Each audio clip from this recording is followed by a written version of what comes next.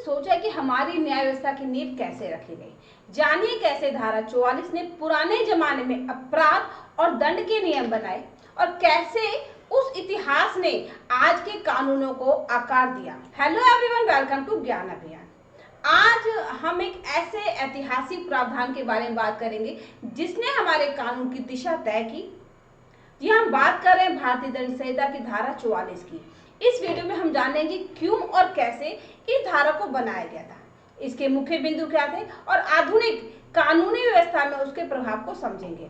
तो चलिए इतिहास की उन पन्नों की गहराई में उतरते हैं और देखते हैं कि कैसे बदलते समय के साथ कानून में सुधार हुआ। धारा 44 एक ऐसा प्रावधान है जिसकी ऐतिहासिक महत्वता है। हालांकि समय के साथ कई प्रावधानों में संशोधन या निरसन भी हुआ, परंतु इस धारा का अध्ययन हमें कानूनी इतिहास और सांस्कृतिक संदर्भों को समझने में मदद करता है। आईपीसी का उदय और विकास। भारतीय दंड संहिता 1860 में लागू हुई थी और यह उस समय के समाज में अपराध एवं दंड के मानकों को स्थापित करने का प्रयास करती थी। ऐतिहासिक महत्व। उस समय की सामाजिक संरचना और नैतिक दृष्टिकोण को दर्शाया गया। अपराध को परिभाषित करने एवं दंड देने के नियम निर्धारित किए गए। धारा 44 की उत्पत्ति और भूमिका। धारा 44 का प्रावधान प्रारंभिक आईपीसी में एक विशेष भूमिका निभाता है।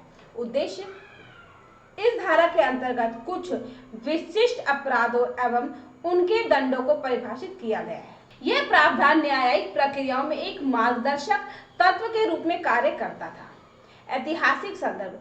शुरुआती काल में कानूनों में स्पष्टता, सामाजिक व्यवस्था बनाए रखने के लिए इस तरह के प्रावधान महत्वपूर्ण माने जाते थे। समय के साथ कानूनी सुधारों और सामाजिक परिवर्तन के चलते कई धाराओं में संशोधन एवं निरसन हुआ, जिससे धारा 44 की व्याख्या एवं प्रयोग में बदलाव आया। धारा 44 का मूल आधार। धारा 44 का उद्देश्य मूलतः उस समय के अपराधों की व्याख्या करना था जिन्हें समाज के लिए घातक माना जाता था। हालांकि आधुनिक कानून में इसे सीधे सीधे लागू नहीं किया जाता, परंतु ऐतिहासिक दस्तावेजों से इसकी संरचना समझी जा सकती है। मुख्य तत्व, व्याख्या एवं परिभाषाएं। इस धारा के अंतर्गत अपराध की प्रकृति को स्पष्ट किया गया। दंड निर्धारण। अपराध की गंभीरता को ध्यान में रखते हुए उपयुक्त दंड का प्रावधान किया गया। उपधारा एवं संबंधित प्रावधान। धारा 44 के कुछ उपखंड होते थे जो अपराध की विशिष्ट परिस्थितियों पर प्रकाश डालते थे। उदाहरण स्वरूप, एक उपखंड में यह उल्लेख हो सकता है कि यदि अपराध की योजना पूर्व नियोजित थी तो दंड का निर्धारण कैसे किया जाएगा। अन्य उपखंडों में अपराध की परिस्थिति, उसमें शामिल तत्व एवं कार्यवाही की गंभीरता के आधार पर दंडों में भिन्नता की बात कही गई होती थी। व्याख्यान की आवश्यकता। ऐतिहासिक दस्तावेजों को देखकर यह स्पष्ट होता है कि उस समय कानून में अस्पष्टता की गुंजाइश छोड़ दी जाती थी ताकि न्यायाधीश के विवेक पर निर्भरता बनी रहे। इस तरह के प्रावधान बाद में कानूनी सुधारों के दौर में सुनियोजित एवं स्पष्ट नियमों में परिवर्तित किए गए। धारा 44 की सीमाएं और आलोचनाएं। जब हम ऐतिहासिक प्रावधानों का विश्लेषण करते हैं तो कुछ कमियां भी सामने आती हैं। कमियां, अस्पष्टता। इसके कुछ शब्दों और अवधारणाओं को आधुनिक दृष्टिकोण से परिभाषित करने में कठिनाई हुई। न्यायिक विवेक पर अधिक निर्भरता ने कभी कभी असमान दंड सुनिश्चित किया। आलोचनाएं। समय के साथ इस धारा को आधुनिक कानूनी सिद्धांतों से मेल नहीं खाते हुए पाया गया। सामाजिक परिवर्तन और न्याय प्रणाली में पारदर्शिता की मांग के चलते इसे संशोधित या निरस्त करने की चर्चा की गई। आधुनिक कानूनी परिप्रेक्ष्य में धारा 44। आज के समय में भारतीय कानूनी व्यवस्था ने कई ऐसे प्रावधान पेश किए हैं जो अपराधों को स्पष्ट रूप से परिभाषित करते हैं। नवीन सुधार। धारा 44 के स्थान पर वर्तमान में अपराधों के लिए विशेष धाराएं निर्धारित की गई हैं। स्पष्टता, न्यायिक विवेक और समान दंड सुनिश्चित करने के लिए नए प्रावधानों को स्थान दिया गया है। शैक्षिक महत्व। कानूनी इतिहास के अध्ययन में धारा 44 का उल्लेख हमें यह समझने में मदद करता है कि किस प्रकार कानून विकसित हुआ और किस प्रकार न्याय व्यवस्था में सुधार हुआ। कानूनी सुधारों का सारांश। भारत में कानूनी सुधार निरंतर प्रक्रिया रही है। धारा 44 जैसी धाराएं इतिहास की कहानियां सुनाती हैं कि कैसे न्याय प्रणाली समय के साथ विकसित हुई। मुख्य बिंदु, आधुनिक कानूनी व्यवस्था में अस्पष्ट प्रावधानों की जगह स्पष्ट और विशिष्ट धाराओं ने ले ली है।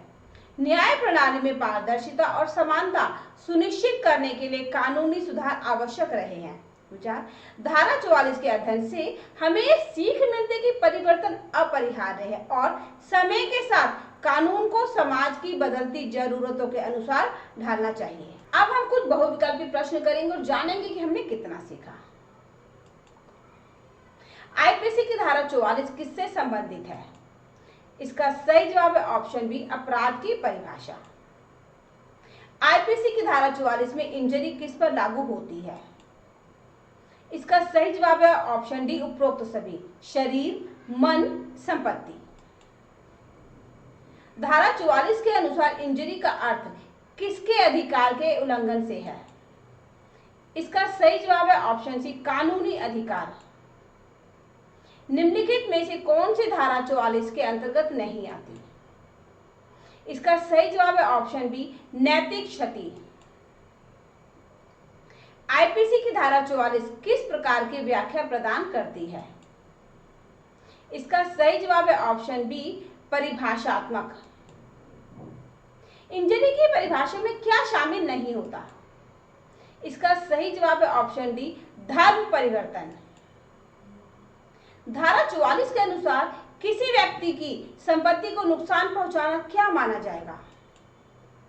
इसका सही जवाब है ऑप्शन बी, इंजरी। धारा 44 किस अधिनियम के अंतर्गत आती है? इसका सही जवाब है ऑप्शन सी, भारतीय दंड संहिता।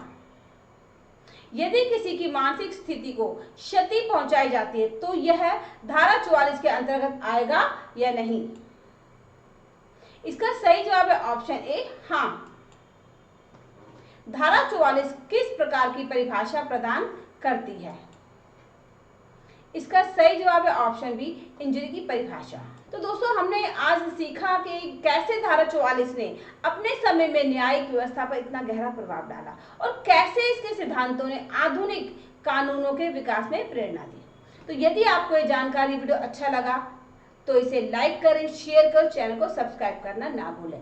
बेल आइकन दबाएं ताकि हमारी अगली वीडियो की जानकारी आपको मिल सके। साथ ही अगर आपको कोई विचार है, कोई सुझाव है, आप कुछ पूछना चाहते हैं तो हमें कमेंट बॉक्स में लिखिए। ये हमारा QR कोड है, इसको स्कैन करके आप अपने ज्ञान अभियान चैनल को सपोर्ट कर सकते हैं। तो मिलते हैं एक नए वीडियो में नई जानकारी के साथ, तब तक के लिए गुड बाय।